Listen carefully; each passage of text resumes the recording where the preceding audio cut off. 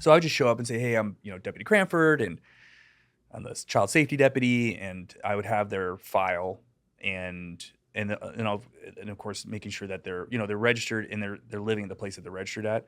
So that's the main thing. And usually these guys would invite me and they want to chit chat, which is interesting. I don't know, they just want someone to talk to them. But I would read their story, what they were arrested for and prosecuted for prior, and almost every one of them had an excuse, which was interesting to me. Almost No every way. one of them said, she manipulated me into doing it. Like, there's always some kind of excuse. So, and that's and as a sergeant in the jail, we had the sex registrants in protective custody there, and it's always the same thing. So it's interesting. There's just a lack of, again, I think there's something inside that's broken.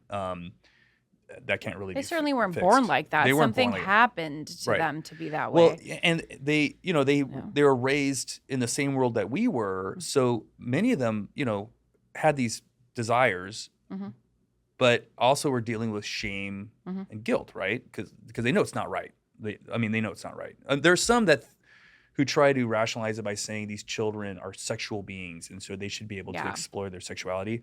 But for most of them, they Throw in psychology. Yeah, they think that it's like whatever. But they think that a 12-year-old has that kind of agency when they don't. So but most of them realize it's wrong, and so it's through them consuming child pornography. Actually, is one of the big components because, and it's true. It's actually true with all pornography. So you, especially when you're young. So it usually starts when they're pretty young. But sexual script theory, right? So you're building your kind of your template for your sexuality in terms of like what is okay, what's not okay, what's normative, what's too far, et cetera, in your role and your sexuality, et cetera.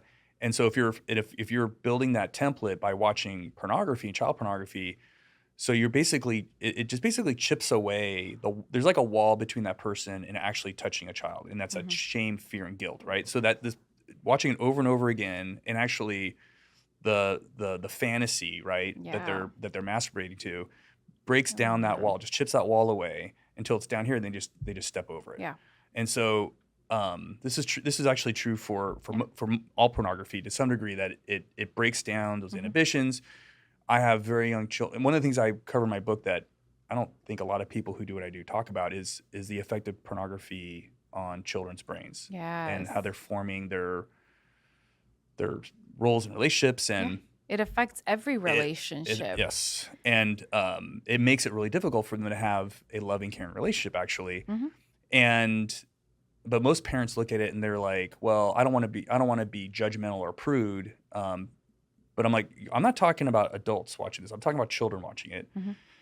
And the fact of the matter is, there are kids who are addicted to it, and it's very different than the pornography that that someone in my generation may have consumed, which was a magazine. That's right. Right. Once you look at a magazine a couple of times, the novelty wears off. You don't get the same dopamine release, right, the first time you look at it. But now you have the porn tubes like YouPorn, Pornhub, whatever.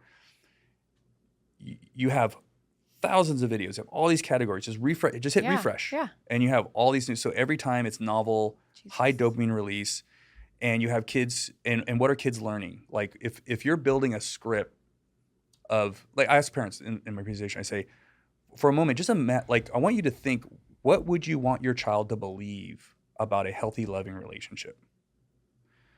What do you want their script to be? What do you want their template to be in a loving, caring, supportive relationship, whoever they're with? I guarantee pornography is 180 degrees different than that, because what it's teaching them is that women aren't people, that they're just things, and that the men, and she is not consenting what's happening to her. It's things that are painful, humiliating, and violent. Yeah.